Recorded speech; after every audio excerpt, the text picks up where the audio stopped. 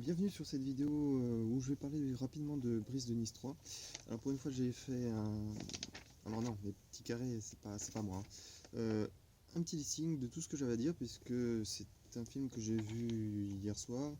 J'ai fait une vidéo puis je me suis rendu compte que c'était plus sur le coup d'émotion et que les arguments n'étaient pas forcément très structurés, très droits.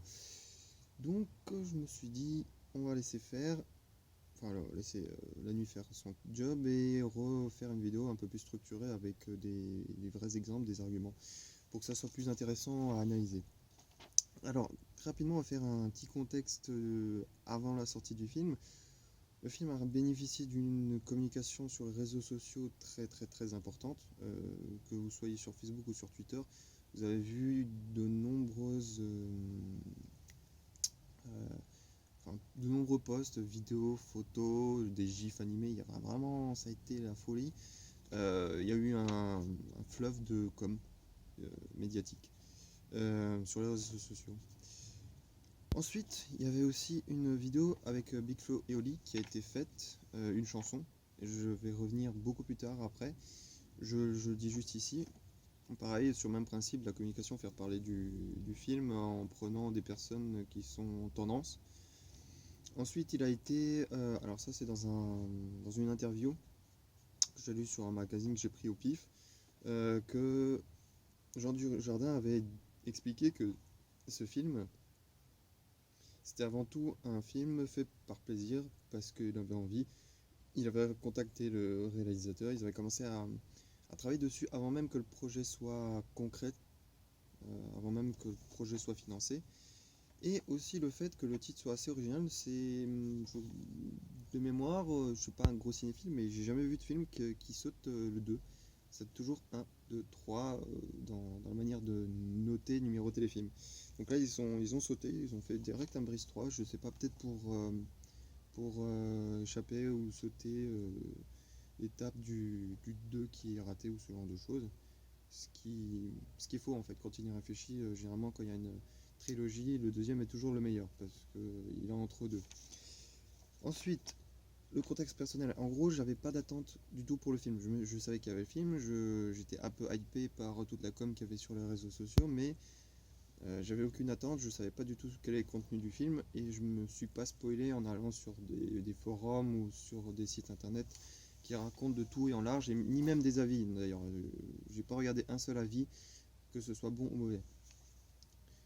Ensuite, il y a aussi un état d'esprit qui est important, c'est que je suis allé voir ce film en ayant très fortement en tête le premier. Pas forcément le scénario, les scènes, mais plus l'état d'esprit du film, c'est-à-dire un film à grande déconnade. Voilà. Ensuite, c'était, je m'attendais surtout du film, pas un truc scénaristique, j'avais pas une idée précise, mais plus à un film où on va s'éclater, on va revoir un vieux pote dans ce style-là. Aussi un film exutoire. On regarde le premier, il y a des gens qui sont clashés méchamment. Dans le film c'est drôle, mais il faut se rappeler que dans la réalité c'est pas aussi drôle que ça.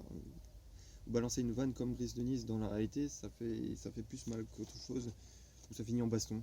Voilà. Donc c'est aussi un exutoire, c'est marrant de voir quelqu'un faire quelque chose que nous on n'oserait pas ou qu'on ne peut pas faire. Donc maintenant on va s'attaquer au film. Alors, je vais vous montrer quand même la liste. Alors il y a des petits carrés jaunes, enfin roses, qui traversent la page, mais ici, alors, je vais me rapprocher un peu, ici, là, à votre droite, ouais. Vous avez la liste des bonnes choses. Et là, vous avez la liste des mauvaises choses qui va jusqu'en bas de la page. Donc, allons-y. Donc, on va commencer peut-être par les trucs qui sont bien. Alors, je vous dis direct, il y a des spoilers. Donc, tout ce que je vais citer, que ce soit mauvais ou bon, on va devoir parler du scénario. Et tout ce que je vais dire, ben, forcément, ça va dévoiler toute l'intrigue. Alors, ce qu'il y a de bon, c'est le poisson. Et ce qui est assez intéressant, c'est que c'est une référence à Brise de Nice 1. Je m'en suis pas rendu compte sur le moment, je me suis dit, bon, bah, ils ont foutu un poisson, pourquoi pas, c'est drôle, c'est marrant. Mais en fait, je me suis rappelé que dans le Brise de 1, il était sorti avec une sirène qu'il avait mis enceinte. Brise était enceinte d'une sirène. Donc, le poisson qu'il considère comme son fils est peut-être son vrai fils du premier film. C'est absurde comme situation, mais c'est un lien qui expliquerait le poisson, et ce qui est bien en fait, parce que sans même qu'il explicite. C'est ça qui est intéressant, c'est que au moins sur ce point-là, il reste subtil et ça c'est plutôt cool. Ensuite, il y a des blagues qui sont bien rythmées. C'était pas très souvent, mais il y avait des blagues qui arrivaient pile au bon moment, qui étaient bien calculées. Toute la salle s'est marrée, je me suis marré. C'était bien. Je vais pas vous les citer, c'est plus intéressant que vous soyez surpris par ces blagues, parce qu'au moins il y a, un- il y a au moins 3-4 blagues qui peuvent remonter le film.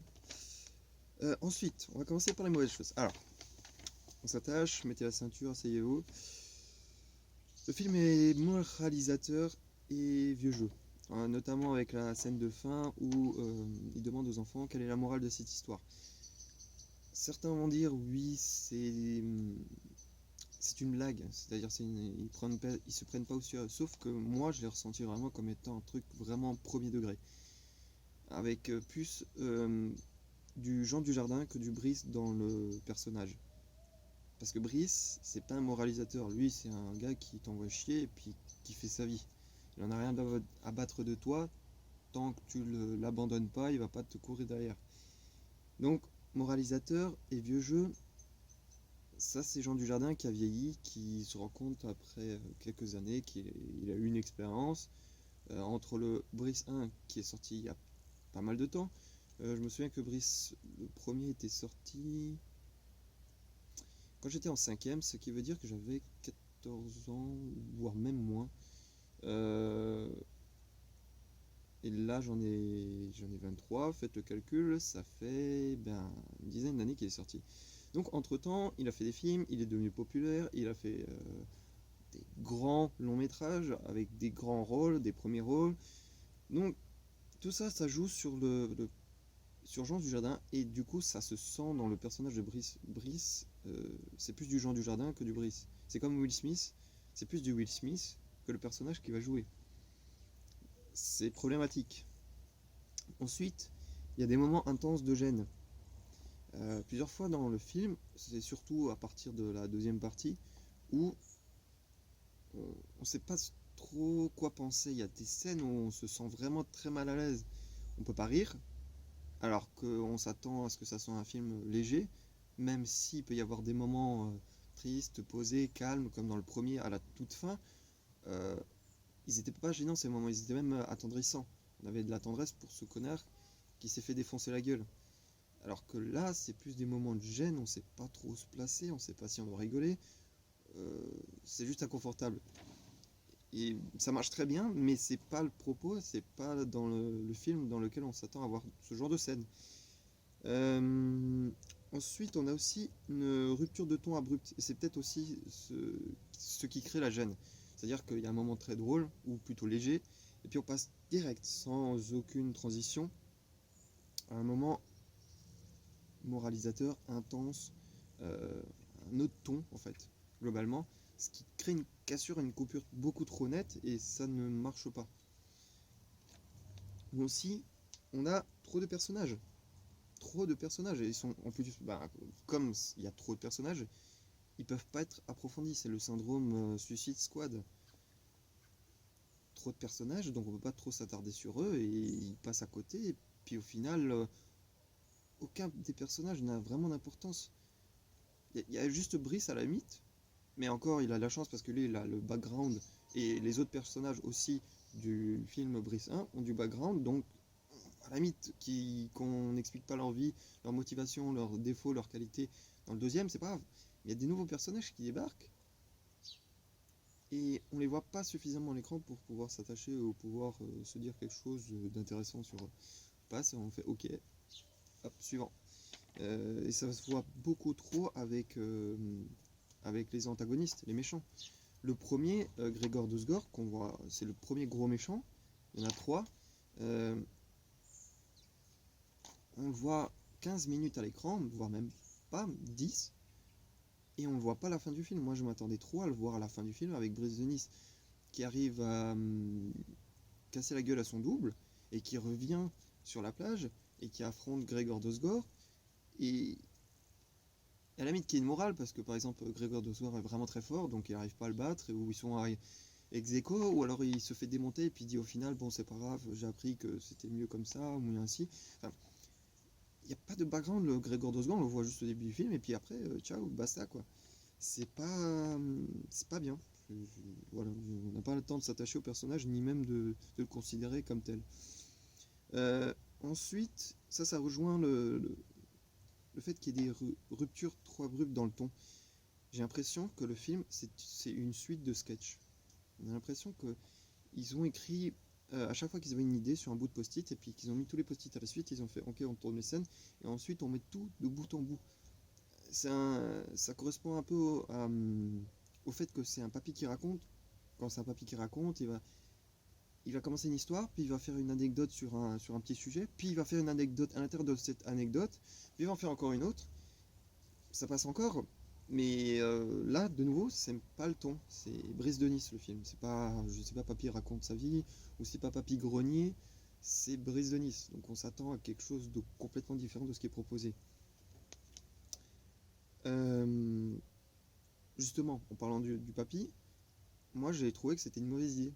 J'ai pas compris comment est-ce qu'on pouvait passer de Brice de Nice, un gros enculé, un gros connard, à Papy Brice, même s'il y a certains moments qui sont intéressants et que j'ai trouvé bien, surtout la scène où la petite fille à lunettes, l'intello, qui lui coupe constamment la parole, à un moment se fait recadrer par Brice de Nice, et dit non mais tu vas fermer ta gueule. Ça c'était vraiment drôle, et ça c'était bien. Mais sinon, l'idée du papy, quand je l'ai vu au tout début du film, je me suis dit, qu'est-ce qui leur est passé par la tête? Ils ont fumé un pet de trop ou... Ensuite, il y a aussi trop de références au premier Brice. Avoir des références, c'est bien. Faire des clins d'œil, c'est bien aussi. Mais si c'est une quasi-copie du premier, alors là, c'est plus bien, parce que autant regarder le premier film, il sera sans doute meilleur que le deuxième qui est une pâle copie. Ensuite, on avait aussi les personnages d'Alexandra Lamy. Non, ouais, c'est ça, Lamy. Enfin, la copine de Brice de Nice, Alice de Nice, qui est dans le premier, et la copine de Marius avec les grosses oreilles. Et ces deux personnages, on les revoit pas. Et il n'y a même pas euh, une seule seconde d'explication pour expliquer pourquoi ils ne sont pas là. Il n'y a pas un moment Brice de Nice qui dit et Marius, elle est où ta copine? Ou Marius qui dit elle est où Alice de Nice? Ou même la sirène, elle est où? À deux moments dans le film, on avait des scènes où Brice de Nice, par exemple la première, Brice de Nice et Marius, cool. Ou c'était avec Igor de Sgor. Non, c'est Igor de Sgor. Cool dans la flotte, et puis on a un gros plan, eux tout petits, dans un océan monstrueux. En... De côté, hein. C'est-à-dire que tu as la caméra qui plonge et qui est pile en face des personnages et qui plonge avec eux. Donc en fait, on a une immensité bleue qui les entoure. Et tiens, il commence à pleuvoir. Merci la météo, c'est génial. Euh, on a... Moi j'avais la sensation que j'allais voir à ce moment-là la sirène. Et pareil dans la seconde scène où Brice de Nice veut se noyer, je m'attendais trop à voir la sirène. On a vu le poisson, bon, et pas plus mal parce que c'était vraiment drôle. Mais il n'y a pas d'explication. Ensuite, on a aussi les méchants inutiles. Euh, voilà, ils sont inutiles. C'est rien que dit dans l'intitulé. Ils sont caduques. Ils servent à rien. Igor de Sgor ne fait pas l'enfant, c'est l'histoire. Dans un premier temps, il lèche le cul à des méchants plus méchants que lui.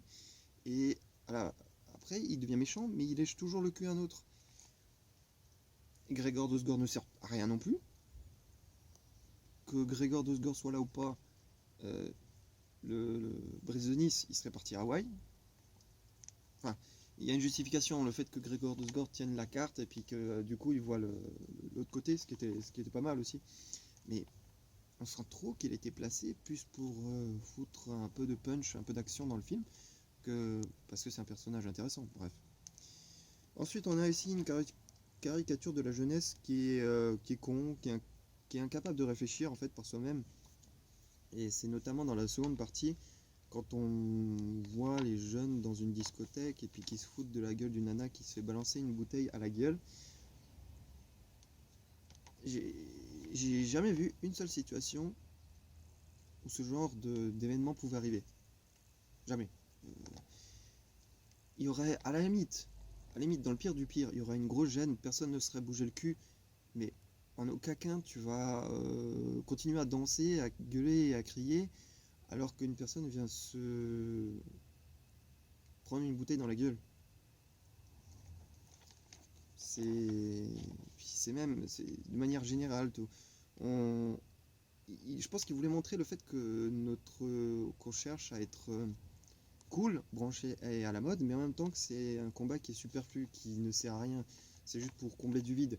Ce qui est vrai, mais c'est vraiment trop lourd, c'est trop insisté, c'est genre pla pla pla pla pla. Prends ça dans ta gueule. Mange la morale, mange la morale. Et ça ne correspond pas, en fait, ça ne correspond pas du tout au personnage. Brice de Nice, c'est pas un moralisateur, c'est un mec qui va faire de la déconne, même quand il se fait défoncer, il a du mal à être sérieux, posé, calme, toujours un petit peu flottant, léger. Même dans Brise de 1, quand il s'était fait défoncer, il n'a pas été lourd en disant oui, je vais devenir bon, je suis une sous-merde. Bon, il l'a crié en étant une sous-merde, mais c'est plus un cri qu'une parole. Et de manière générale, dans ce film, j'ai eu cette impression dégueulasse que le réalisateur a oublié ce que c'est faire un film. En fait, il a oublié qu'on peut utiliser une caméra, des lumières, des acteurs, sans qu'il y ait un seul mot qui sorte de la bouche d'un acteur et faire quand même passer un message. Et ça dérange beaucoup. Parce que dans le premier, il n'y a pas un seul mot, il n'y a pas Brice de Nice qui dit que je vais devenir meilleur ou je vais me calmer. Il le fait, ça se voit à la caméra, on ressent parce que les plans sont travaillés, parce qu'il y a un travail sur la lumière, mais il n'y a pas un seul moment où Brice de Nice ouvre sa gueule dans le premier. Sur ce sujet en tout cas. Là, c'est blablabla, que des paroles, que du blabla. Il n'y a pas d'action en fait, il n'y a pas d'acte véritable, il n'y a pas de... Il n'y a pas de langage de cinéma aussi fort que dans le premier. Donc, il y a aussi un autre truc, et ça je m'en suis rendu compte pareil ce matin, c'est que la version des rôles, quand Brice de Nice se fait défoncer par sa copie, ils ont essayé de recréer le même contexte et le même schéma que dans Brice de Nice 1, sauf que Brice de Nice est celui qui n'arrive pas à rentrer dans la soirée, qui n'arrive pas à se calquer sur l'ambiance. Mais ça ne marche pas parce que Brice de Nice, la copie, elle en fait des caisses par rapport au premier. En fait, c'est comme le premier, mais encore en plus barré, encore plus ouf. Du coup, on a ce rapprochement, je pense qu'ils l'avaient en tête quand ils ont filmé, quand ils ont tourné les scènes. Mais nous, en tant que spectateurs, moi je suis passé complètement à côté. Je me suis rendu compte juste après, je me suis dit, mais c'est vrai en fait. C'est Brice de Nice, dans le passé, qui rencontre le Brice de Nice qui a vécu de la merde et des péripéties. Tu vois, qui a un peu réfléchi. Sauf que ça marche pas. C'est le ton est beaucoup trop hard, trop trash par rapport au premier Brice de Nice 1. Même si c'était un enculé, un connard, c'était pas un mec violent, c'était pas un mec violent physiquement, c'était un mec violent verbalement. Il disait que t'étais con, t'étais moche, tu servais à rien, que t'étais inutile, que t'avais une tête de bite, que t'étais un idiot. Mais c'était jamais des actes violents physiquement. Et là, c'est le cas en fait. Donc du coup, ça crée une rupture de ton monumentale et on ne fait pas le rapprochement entre les deux. Et ça ne marche pas en fait. Ensuite, ce sera le dernier argument. Je suis sûr que j'en ai encore plein d'autres, mais que j'ai oublié. Musique de Big Flo et Oli.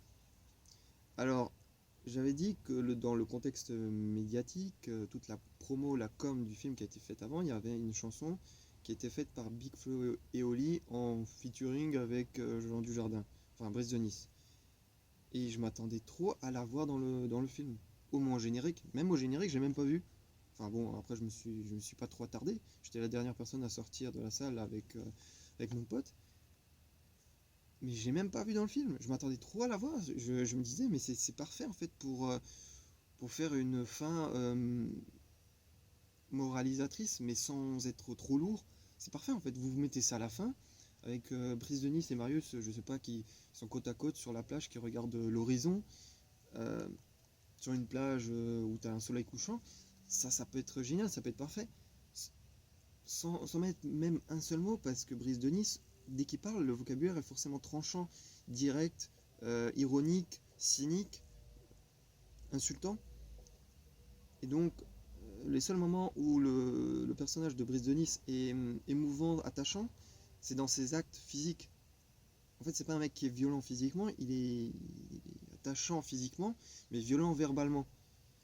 Et donc, en fait, c'est sur ces dualités qui se sont complètement plantées. En fait, ils ont complètement inversé les rôles. C'est-à-dire que c'est devenu un film qui est violent physiquement, et verbalement, il est devenu plat et neutre, complètement neutre et bienveillant.